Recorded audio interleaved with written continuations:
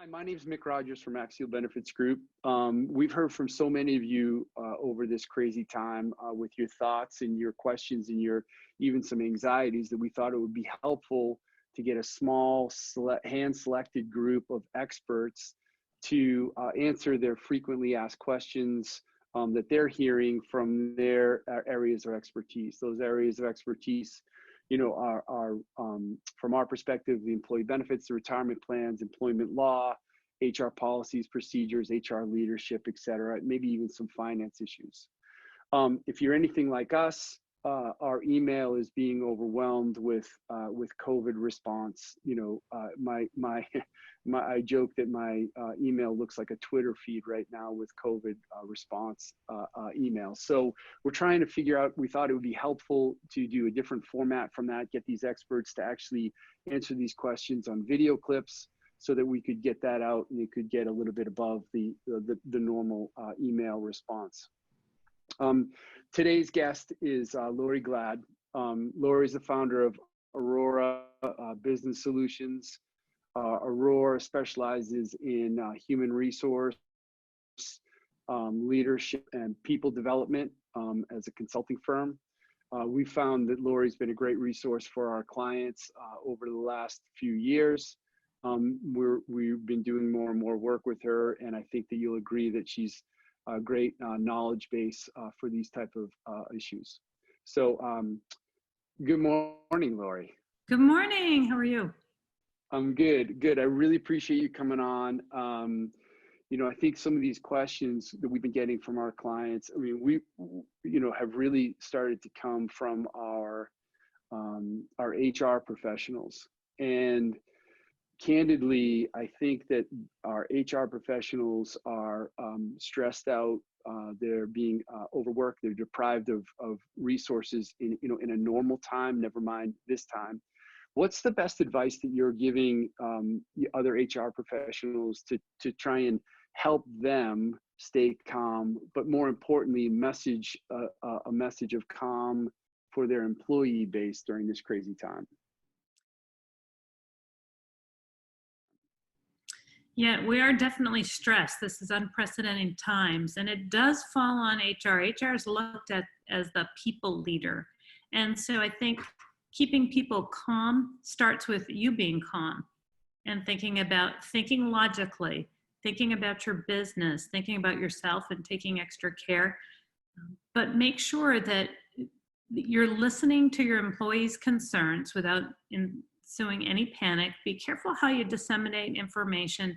Like, I don't think it's a great idea to have COVID on the break room TVs 24/7.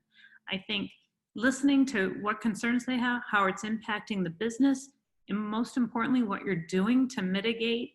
We have clients who are issuing masks and adding maintenance and changing shifts and moving to a 4-day work week, going to a remote arrangement.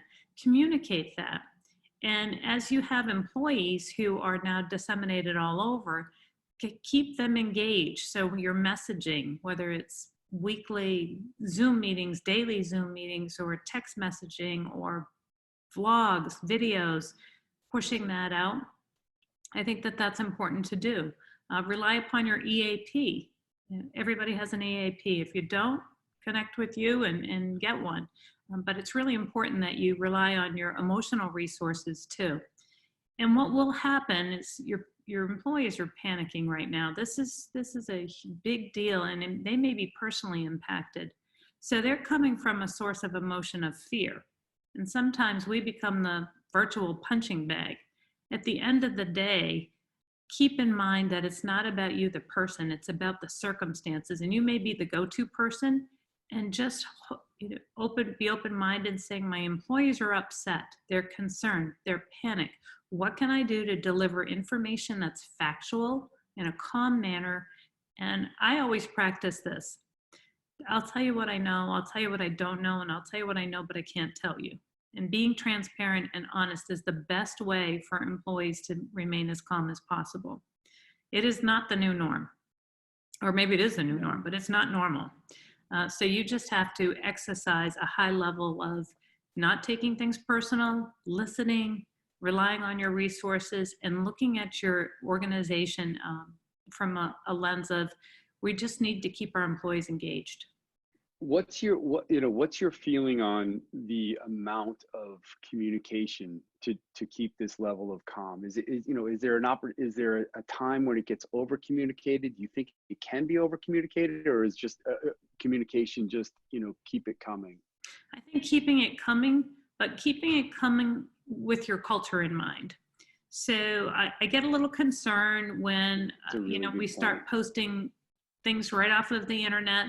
Make it in terms that employees can understand. I mean, there are some communication tools that have been published by the Department of Labor that has to be posted, so that you need to do. But have a conversation with your employees, and whether that's live or in a virtual meeting like this, but put it in terms that they can understand. But always with your communication, leave openness for questions, because they have questions, and they may be questions you can't answer, but I would still be open to that. And I don't think you can communicate enough. I just think you just have to be careful how you communicate. You don't want to instill panic. Yeah, so the right communication is important. I agree. Listen, I really appreciate your time this morning. We'll make sure that we get your contact information out, included, so that folks can reach out direct. But I really appreciate your time. And for everyone else, please be safe. It's the #1 priority right now. And keep an eye open for other regular updates from experts like Laurie, and maybe Laurie herself as a part of this series. So thank you very much.